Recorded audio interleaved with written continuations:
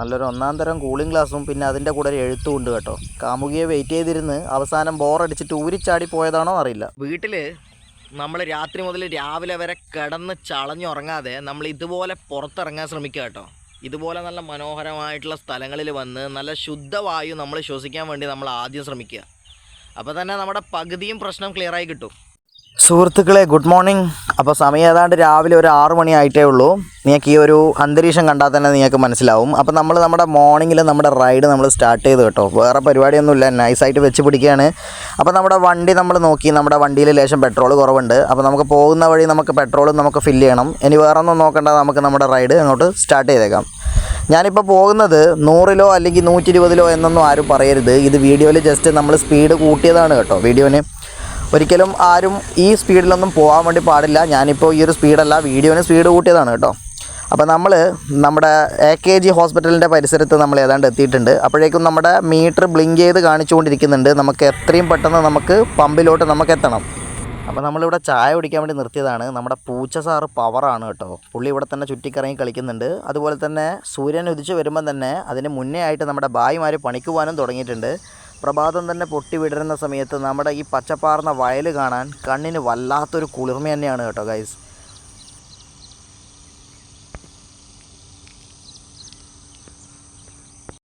അപ്പോൾ നമ്മുടെ മോർണിംഗിലെ നമ്മുടെ യാത്ര എന്ന് വെച്ചാൽ നല്ല മനോഹരമായിട്ടുള്ള പാടത്തിൻ്റെ നടുവിലുള്ള റോഡിലൂടെയാണ് കേട്ടോ. കാണുമ്പോൾ തന്നെ നിങ്ങൾക്ക് മനസ്സിലാവും എന്തൊരു ആംബിയൻസ് ആണല്ലേ ഇവിടെ.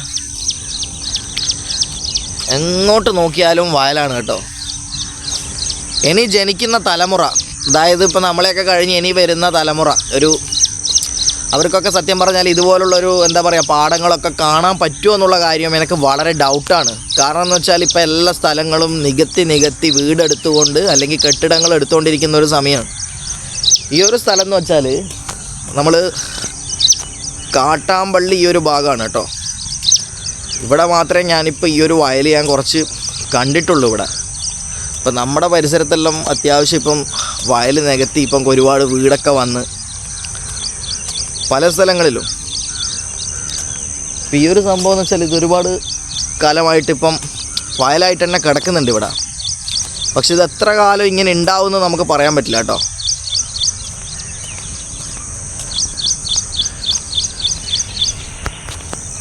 പക്ഷി നിരീക്ഷകർ ഒരുപാട് ആൾക്കാർ മോർണിംഗിൽ വന്നിട്ട് പക്ഷികളെയൊക്കെ ഫോട്ടോ എടുക്കാൻ വേണ്ടിയിട്ട് ഒരുപാട് ആൾക്കാർ വരുന്നുണ്ട്. അതിൻ്റെ അർത്ഥം തന്നെ ഈ ഒരു സ്ഥലം എന്ന് വെച്ചാൽ ഒരുപാട് പക്ഷികളുടെ വാസകേന്ദ്രവും കൂടിയാണ്.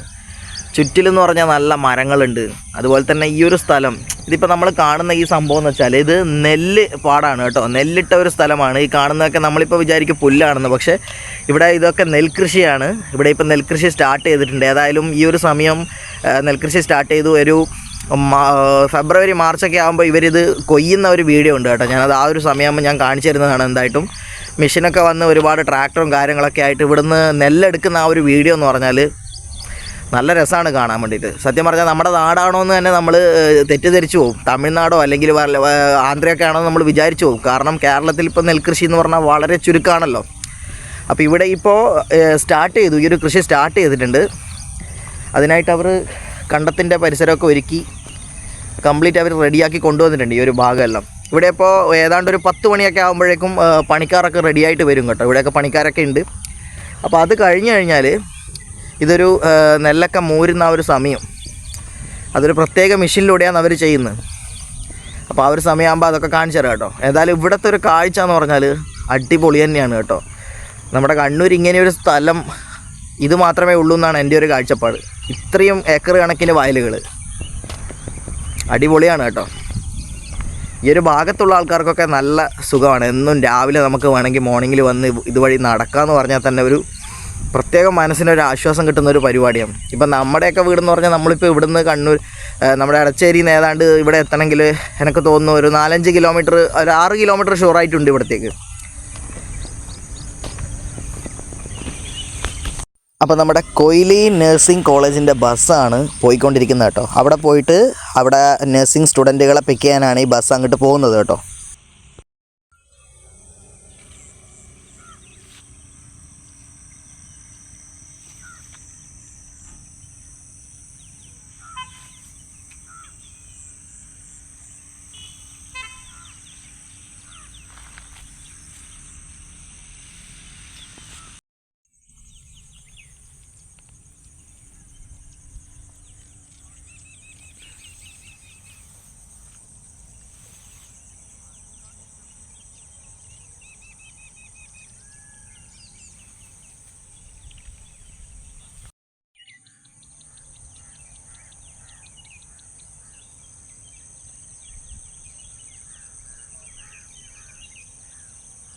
വീട്ടിൽ നമ്മൾ രാത്രി മുതൽ രാവിലെ വരെ കിടന്ന് ചളഞ്ഞുറങ്ങാതെ നമ്മൾ ഇതുപോലെ പുറത്തിറങ്ങാൻ ശ്രമിക്കുക കേട്ടോ.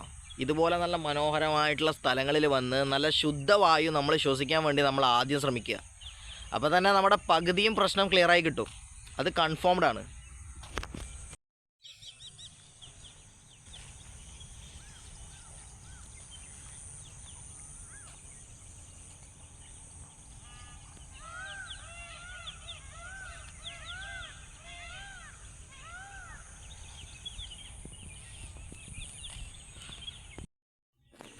ഈ ഒരു സംഭവം കണ്ടോ, കാണാൻ നല്ല രസമുണ്ട് കേട്ടോ. പക്ഷേ കുപ്പിച്ചില്ലാണ് കേട്ടോ. അതിൻ്റെ ആ ഒരു കളർ അങ്ങനെ ആയതുകൊണ്ട് കാണാൻ നല്ല രസമുണ്ട്. പക്ഷേ കുപ്പിച്ചില്ലാണ്, ഭയങ്കര പ്രോബ്ലമാണ് കേട്ടോ. കാലിൽ തറച്ചാൽ നമുക്കിത് നൈസായിട്ടൊന്ന് സൈഡായി കൊടുക്കാം. നമ്മുടെ തൊട്ടാവാടി ചെടി കണ്ടോ, നമ്മുടെ ഇടയിലുള്ള ചില ഫ്രണ്ട്സുകൾക്കും ഇതേ സ്വഭാവം ഉണ്ട് കേട്ടോ. തൊടുന്നതിന് മുന്നേ തന്നെ ചിലപ്പോൾ വാടിയേക്കാം.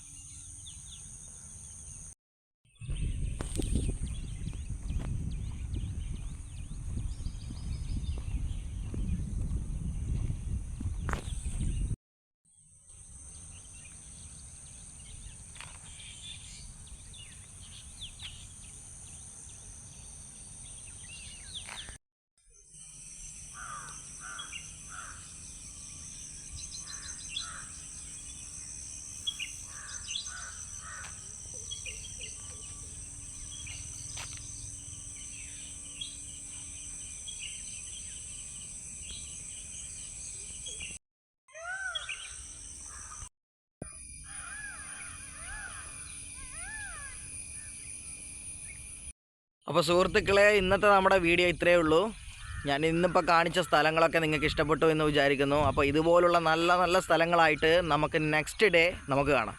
അപ്പോൾ